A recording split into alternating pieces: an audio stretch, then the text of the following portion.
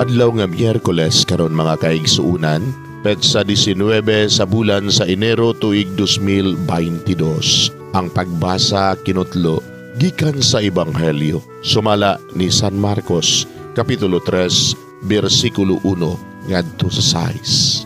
Unya miadto na usab si Jesus sa sinaguga ug didtoy tawo nga kimay ang kamot. May mga tawo usab didto nga naniid pag-ayo kung ayuhon ba ni Jesus ang maong tao sa adlawng igpapahulay aron aduna sila'y ikasumbong batok kaniya. Si Jesus miingon sa tao nga kimay, dali nga ri.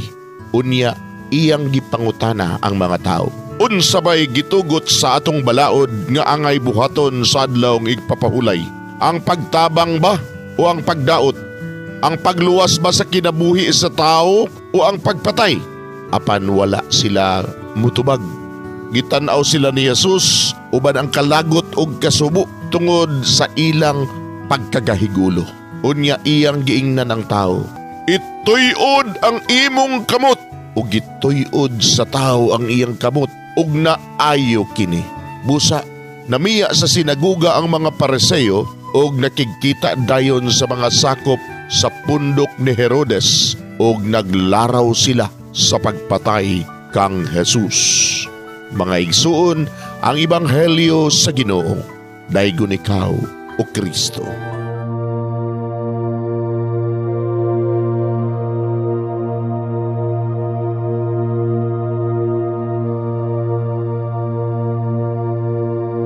Pagampo sa dili pa magsugod sa trabaho.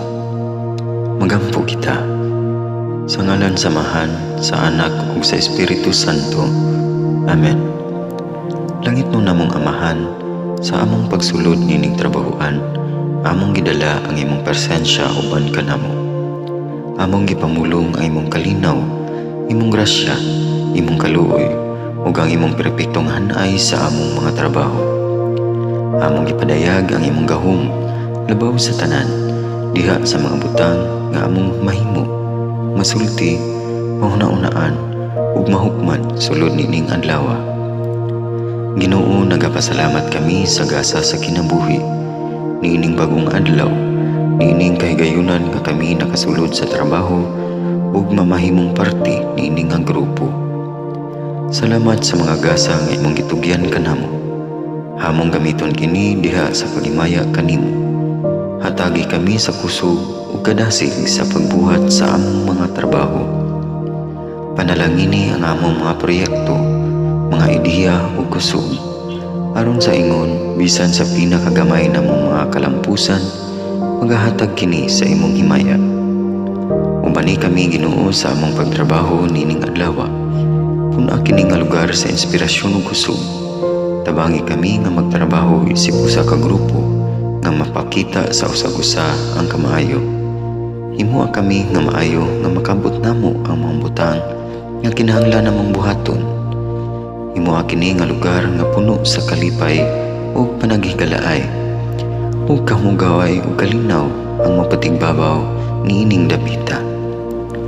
Ginoo, kung kami anaa sa kalibog, giyahi kami. Kung kami muwadaan sa kadasig ug paglaom, dasiga kami. Himuha nga ang trabaho nga among gihimo ug ang paagi sa among paghimo niini makahatag unta kini ug hugot nga pagtuo, kalipay ug pahiyom sa tanan nga among mahimamat karong adlaw. Panalangini ang among mga pamilya, among Pinoy-anan, among nasod. Himuha nga magmatidud-anon kami sa pagtagad ug pag-amuma sa kalikupan ug sa tanang may kinabuhi, diha sa pagbuhat kanamo sa pagkabuot sa imong pangandoy alang sa hustisya ug kagawasan. O Ginoo, sa among pagbiya nining lugara, tagay kami sa imong panalangin ug kaluoy sa among pagbiyahe. Panalangini ang among mga pamilya ug Pinoy-anan nga anaon ta sa maayong kahimtang sama sa among pagbiya kanila.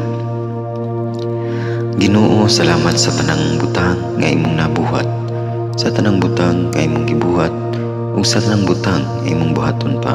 Sa ngalan ni Jesus, among giampo diha sa tumang pagigugma ug pagpasalamat. Amen.